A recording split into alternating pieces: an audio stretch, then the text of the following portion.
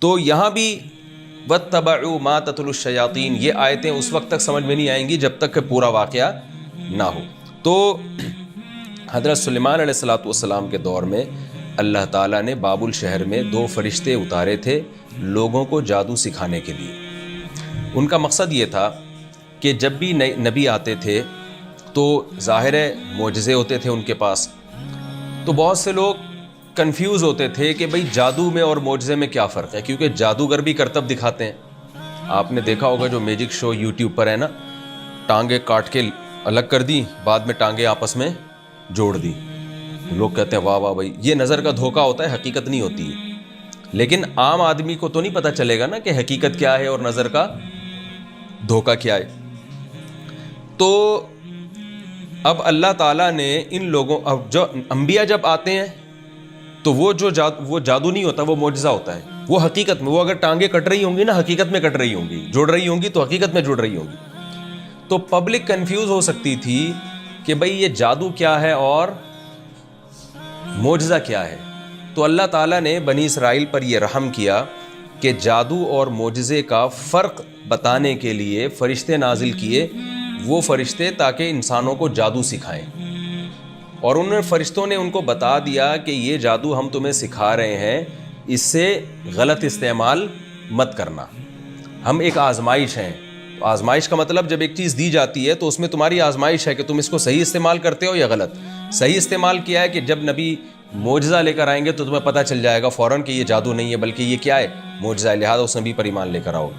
اور جب کوئی جادو، کوئی شعبدے بازیاں دکھائے گا تو تمہیں پتہ چل جائے گا یہ ڈرامے باز آدمی ہے، یہ پیغمبر نہیں ہو سکتا. تو یہ ہے اصل. اچھا، جادو کے بارے میں سورہ فلق اور سورہ ناس کی تفسیر میں نے پوری تفصیل ڈیٹیل سے بیان کی ہے کہ جادو سے حقیقت چینج نہیں ہوتی کسی چیز کی. ہمارے ہی بعض علماء ہندوستان کے بر صغیر کے بہت بڑی چوٹی کے علماء ہیں، وہ اس کے قائل ہیں کہ جادو سے ایک چیز کی حقیقت بھی چینج ہو سکتی ہے. مثال کے طور پر جادوگر اپنے جادو کے زور سے انسان کو گدھا بنا سکتا ہے، جیسے کہ عبداللہ ابن عبد السلام رضی اللہ تعالیٰ عنہ، وہ یہودی سے مسلمان ہوئے تھے. انہوں نے فرمایا کہ مجھے نبی صلی اللہ علیہ وسلم نے کچھ ایسے کلمات سکھائے ہیں کہ اگر میں وہ کلمات نہ پڑھتا تو یہودی نہ مجھے گدھا بنا دیتے. تو اس سے علماء نے استدلال کیا ہے کہ جادو کے ذریعے انسان کو ماہیت چینج کرنا بھی ممکن ہے. لیکن جو دوسرے دلائل کو اگر آپ دیکھیں بہت ڈیٹیل سے قرآن و سنت کے، تو اس سے پتہ چلتا ہے کہ حقیقت میں یہ ممکن نہیں ہے، یہ صرف نظر کے دھوکے کی حد تک ممکن ہے. تو اس پر پوری ڈیٹیل میں نے سورہ فلق اور سورہ ناس میں تفصیل سے بیان کی تھی، اور اس پر میرا یوٹیوب پہ آپ کو الگ سے کلپ بھی مل جائے گا کہ جادو کی حقیقت کیا ہے، کہ جادو سے کوئی چیز چینج نہیں ہو سکتی، صرف نظر کا دھوکہ ہے. البتہ جادو کی ایک قسم ایسی ہے جس میں جنات سے کام لیا جاتا ہے، اس میں بھی حقیقت چینج نہیں ہوتی، لیکن جنات کچھ فسادات پھیلا دیتے ہیں، دلوں میں وسوسے ڈال دیتے ہیں. وہ پوری ڈیٹیل آپ کو اس میں مل جائے گی سورہ فلق سورہ ناس کی، جو میں نے انہی ایپیسوڈز میں تفسیر ریکارڈ کروائی ہے وہاں پہ، یا یوٹیوب پہ الگ سے اس پہ آپ کو میرے بیانات مل جائیں گے، تو اس کی ڈیٹیل آپ وہاں اچھی طرح سے دیکھ سکتے ہیں. تو خلاصہ اس کا یہی ہے کہ جادوگر سوائے شعبدے بازیوں کے اور کچھ بھی نہیں ہے، جبکہ پیغمبر جو کام کرتے ہیں وہ حقیقی ہوتا ہے. اس کی میں بس ایک آیت میں دلیل کے طور پہ پیش کروں گا. قرآن مجید میں اللہ تعالیٰ کا ارشاد ہے کہ جادوگروں نے جب رسیوں کو ڈالا حضرت موسیٰ علیہ السلام کے مقابلے میں، تو قرآن کے الفاظ ہیں وَجَاءُوا بِسِحْرٍ عَظِيمٍ، بہت بڑا جادو کیا انہوں نے. لیکن اس بہت بڑے جادو کا اثر کیا تھا؟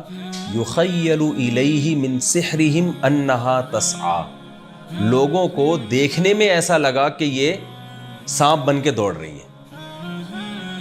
تو اتنا بڑے جادو سے بھی رسی حقیقت میں سانپ نہیں بنی ہے، بلکہ دیکھنے میں ایسا لگ رہا تھا کہ سانپ بن کے دوڑ رہی ہے. جبکہ حضرت موسیٰ نے جو لاٹھی زمین پہ ڈالی ہے تو قرآن یہ نہیں کہہ رہا کہ ایسا لگا کہ یہ اژدہا بن گیا ہے، نا نا نا، فَإِذَا هِيَ ثُعْبَانٌ مُبِينٌ، وہ حقیقت میں کیا بن گیا؟ اژدہا. جادوگر اسی چیز سے متاثر ہوئے ہیں کہ یہ تو حقیقت میں کیا بن گئی؟ اژدہا بن گیا، تو تبھی فوراً سجدے میں گر گئے ہیں. اس سے پتہ چلتا ہے کہ جادو میں اور معجزے میں بڑا فرق کیا ہے، کہ جادو نظر کا دھوکہ ہے. تو جادوگر سمجھتے تھے کہ یہ نظر کا دھوکہ نہیں دیا جا رہا، نظر کا دھوکہ تو ہم اپنے ٹرک کے ذریعے دے رہے ہیں نا، تو یہ نظر کا دھوکہ نہیں ہے بلکہ یہ حقیقت ہے. تو حقیقت تو ہو نہیں سکتی. لاٹھی کو سانپ تھوڑی بنایا جا سکتا ہے, کوئی آج تک سائنسدان نہیں بنا سکا, یہ کام ہو ہی نہیں سکتا, ممکن ہی نہیں ہے. تو انہوں نے جو بنا دیا تو یہ انہوں نے نہیں بلکہ کس نے بنایا ہے؟ اللہ نے. تو بہرحال انہوں نے, فرشتوں نے آ کے ان کو جادو کا کیا بتایا کہ بھی جادو میں کیا ٹرک ہوتی ہیں, کیا چیزیں استعمال ہوتی ہیں, تاکہ جب کوئی پیغمبر آئے تو فوراً پتہ چل جائے کہ یہ کیا ہے, یہ معجزہ ہے, یہ جادو نہیں ہے. تو ان نالائقوں نے, میں اب ترجمہ کر دیتا ہوں, نالائقوں نے کیا کرنا شروع کر دیا. فرمایا شیاطین جس چیز کو فالو کرنے لگے تھے نا سلیمان علیہ السلام کی, کیونکہ شیاطین ہی ان جادو اور ان ٹونوں میں پڑتے ہیں. جنات جادو کی ایک دوسری قسم ہے جس میں جنات سے کام لیا جاتا ہے. وہ کام ایسے لیا جاتا ہے کہ جنات کو, جو شریر جنات ہیں ان کو خوش کرنے کے لیے کچھ بہت ہی گندے کام کیے جاتے ہیں. جیسے بچوں کی مردہ ہڈیاں نکال لیتے ہیں یہ لوگ قبروں سے, اور ظلم کرتے ہیں, چھوٹے چھوٹے چوزوں کو مار دیتے ہیں, کچل دیتے ہیں, بہت کچھ الٹے الٹے کام. یہ تو جادوگری آپ کو بتائیں گے کیا کیا کرتے ہیں وہ. مجھے ڈر یہ بھی ہوتا ہے ایسا نہ ہو جو تفسیر سننے والے ہیں وہ اس طرح کے کام کرنا شروع کر دیں. تو اس سے جنات خوش کرتے ہیں, پھر ان کو جنات کو کوئی میسج دیتے ہیں, وہ جن وہ کام کر کے آ جاتا ہے. وہ بھی اسباب کے دائرے میں ہوتا ہے, جن کو بھی لامحدود طاقتیں اللہ نے نہیں دی ہیں.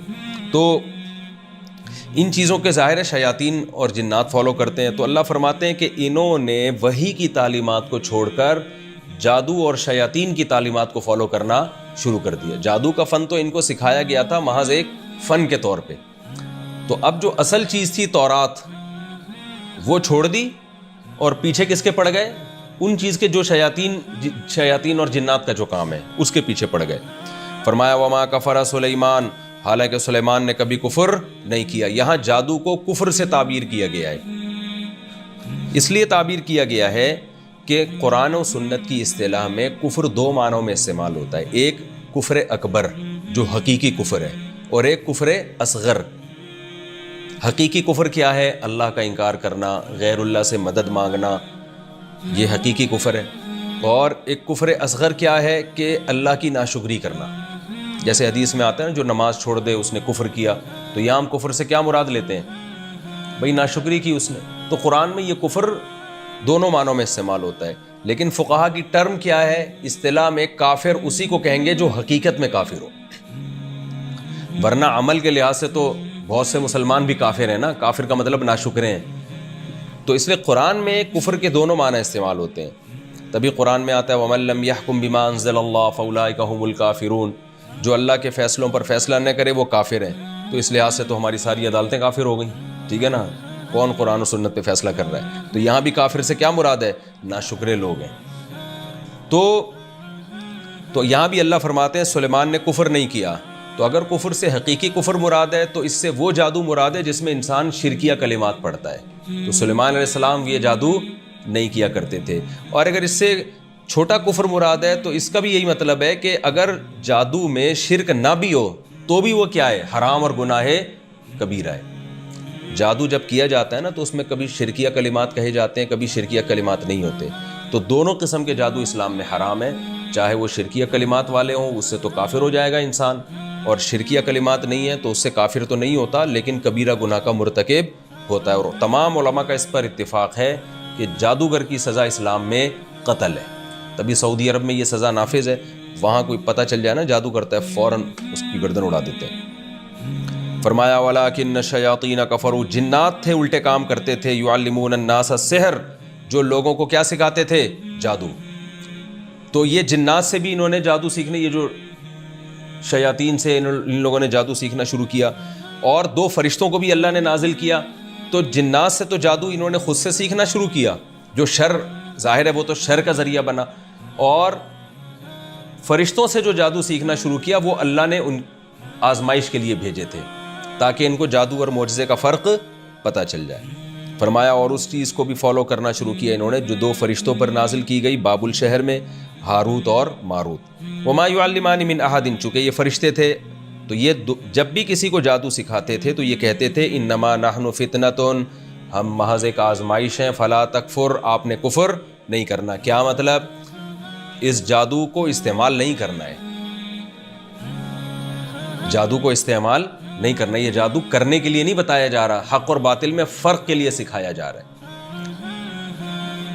اس کی مثال ایسے جیسے آپ کسی کو کسی باطل مذہب کے بارے میں بتاؤ, یا آپ کسی خفیہ ایجنسی کو جوائن کر رہے ہو اور اس میں آپ کو چوروں کے طریقہ واردات سکھایا جا رہا ہو کہ چور کس کس طریقے سے چوریاں کرتے ہیں، تاکہ آپ یہ علم سیکھو اور چوروں کا پکڑنا آپ کے لیے آسان۔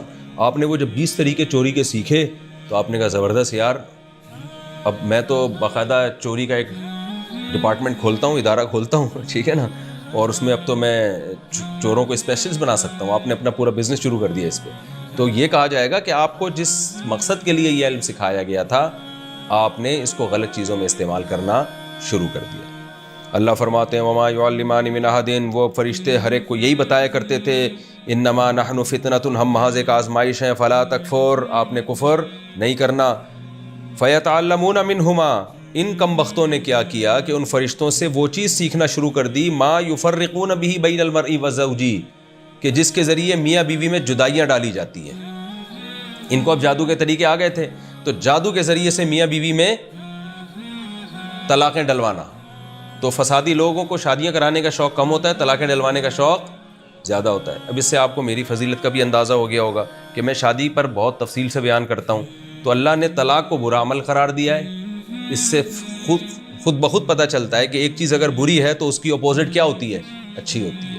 تو اس سے آپ مجھے بھی شاباش دیں کہ مفتی صاحب ویل ڈن، زبردست، آپ تو لوگ کہتے ہیں شادیاں کرو۔ تو اللہ فرماتے ہیں ما یفرقون به بین المرء وزوجہ، کہ میاں بیوی کے درمیان جادو کے زور سے جدائیاں ڈالتے تھے۔ یہ جادو کے زور سے جدائی کیسے ڈالی جا سکتی ہے؟ دو طرح سے۔ ایک تو یہ شعبدے بازی کے ذریعے، شعبدے جیسے نظر کے دھوکے ہوتے ہیں نا، جیسے یہ میجک شو آ رہے ہوتے ہیں یوٹیوب میں، نظر کا دھوکا ہوتا ہے نا، ٹانگیں کٹ کے ادھر چلی گئیں پھر دوبارہ جڑ رہی ہیں اور آستین سے کبوتر نکل آیا۔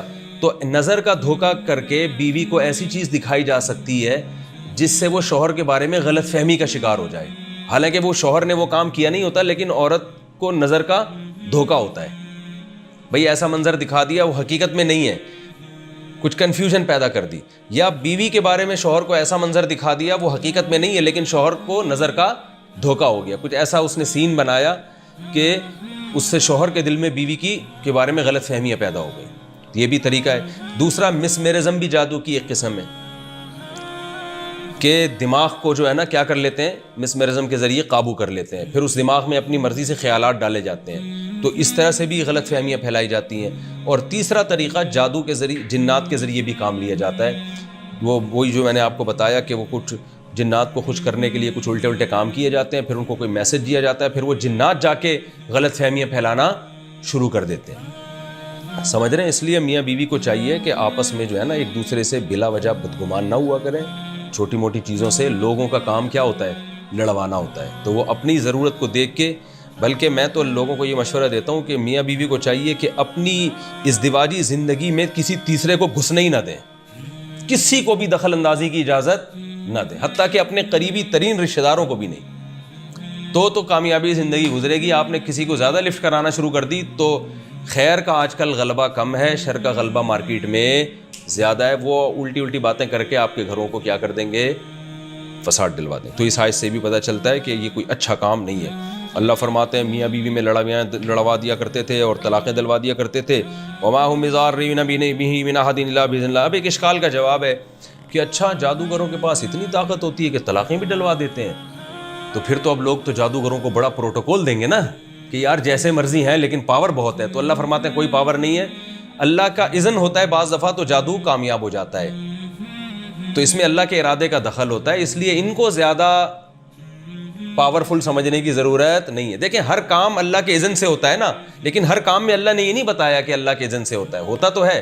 یہاں اللہ اسپیشل اپنی صفت کو ہائی لائٹ کر رہے ہیں کہ یہ کسی کو نقصان نہیں پہنچا سکتے جادوگر جب تک اللہ کا اذن نہ ہو۔ تو اس لیے کہ جادو ایک ایسا سبب ہے جو کمزور سبب ہے، کیونکہ جادوگروں کے پاس اگر اتنے اختیارات ہوتے نا تو یہ تو طلاقیں دلوا کے پورا معاشرہ تباہ کر دیتے۔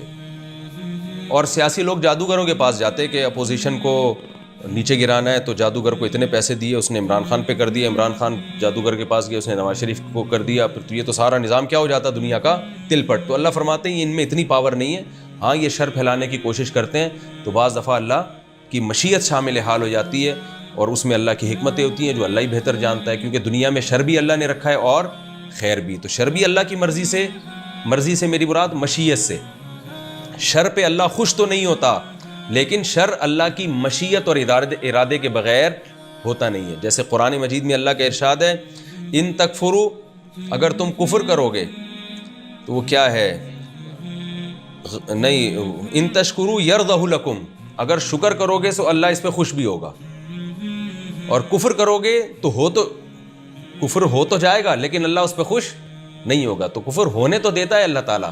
اب جیسے ہندو بتوں کی عبادت کرتے ہیں تو اللہ کی مشیت کے بغیر یہ ممکن تو نہیں ہے نا، اللہ چاہے تو روک لے، لیکن اللہ چاہتا ہے کہ دنیا میں سب کچھ چلتا رہے، شر بھی چلے اور خیر بھی. تو اللہ کی مرضی اس میں بھی شامل حال ہوتی ہے لیکن اللہ اس پہ خوش نہیں ہوتا. تو اللہ فرماتے ہیں جادوگر یہ جو کچھ کر لیا کرتے تھے یہ کسی کو نقصان نہیں پہنچا سکتے جب تک اللہ کی مرضی شامل حال نہ ہو. تو اس میں دو علمی نقطے بیان کرنا مقصد ہے. ایک تو یہ کہ جادوگروں کو بہت زیادہ پاورفل سمجھنے کی ضرورت نہیں ہے. دوسری بات یہ کہ اللہ کے اذن کے بغیر نہیں ہے، تو اللہ سے تعلق مضبوط کر لو تو جادوگر آپ کو نقصان نہیں پہنچائیں گے. تو اس میں یہ دو علمی نقطے بہت یعنی اچھی طرح ذہن میں بٹھا لیں. ایک اللہ باذن اللہ، کہ اللہ کے حکم سے. تو پتہ چلا کہ اگر کوئی جادو کرتا ہے تو پھر ہمیں تعلق اللہ سے مضبوط کرنا چاہیے. تو اللہ کے کلمات جو ہمیں سکھائے گئے ہیں نبی صلی اللہ علیہ وسلم نے، سورہ فلق، سورہ ناس، آیت الکرسی، ان کلمات کو زیادہ سے زیادہ پڑھنا چاہیے جن میں اللہ سے مدد مانگی گئی ہے، تو اس سے فائدہ بھی ہوتا ہے. آگے اللہ فرماتے ہیں وَيَتَعَلَّمُونَ مَا يَضُرُّهُمْ وَلَا يَنفَعُهُمْ، وہ چیزیں سیکھا کرتے تھے جس سے جو ان کو نقصان پہنچائے، جو فائدہ نہ پہنچائے. جو مقصد تھا فائدے کا وہ حاصل نہیں کیا اور الٹا کفر میں پڑھ کے اپنی آخرت تباہ کر دی انہوں نے. وَلَقَدْ عَلِمُوا لَمَنِ اشْتَرَاهُ مَا لَهُ فِي الْآخِرَةِ مِنْ خَلَاقٍ، حالانکہ یہ جانتے تھے کہ جو بھی اس جادو کو خریدے گا یعنی اختیار کرے گا اس کا آخرت میں سرے سے کوئی حصہ نہیں ہے. من خلاق میں من تاکید کے لیے، ذرا سا بھی آخرت میں اس کا حصہ نہیں ہے. اس سے صاف پتہ چلتا ہے کہ بہت بڑا جرم ہے جادو کرنا. اور آج کل دیکھو خواتین دشمنیوں میں فوراً جادوگروں کے پاس چلی جاتی ہیں، یہ میری جٹھانی پہ یہ کروا دو، میری ساس پہ یہ کروا دو، میری بہو پہ یہ کروا دو. تو یہ بہت بڑا جرم ہے. اللہ نے فرمایا آخرت میں ذرا سا بھی حصہ نہیں ہے. وَلَبِئْسَ مَا شَرَوْا بِهِ أَنفُسَهُمْ، اور کتنی بری چیز ہے جس کے ذریعے اپنے آپ کو بیچ ڈالتے ہیں یہ لوگ، یعنی اپنی جان کا سودا کر لیتے ہیں. اور لَوْ كَانُوا يَعْلَمُونَ، کاش کہ یہ لوگ جان لیتے. تو خلاصہ آیت کا کیا نکلا، پہلے میں اگلی آیت بھی کمپلیٹ کر لوں. وَلَوْ أَنَّهُمْ آمَنُوا وَاتَّقَوْا، اگر یہ اہل یہود ایمان لاتے، تقوی اختیار کرتے، لَمَثُوبَةٌ مِّنْ عِندِ اللَّهِ خَيْرٌ، تو آخرت میں جو ان کو ثواب ملنے والا تھا وہ اس دنیا کے چند ٹکوں سے بہت بہتر تھا.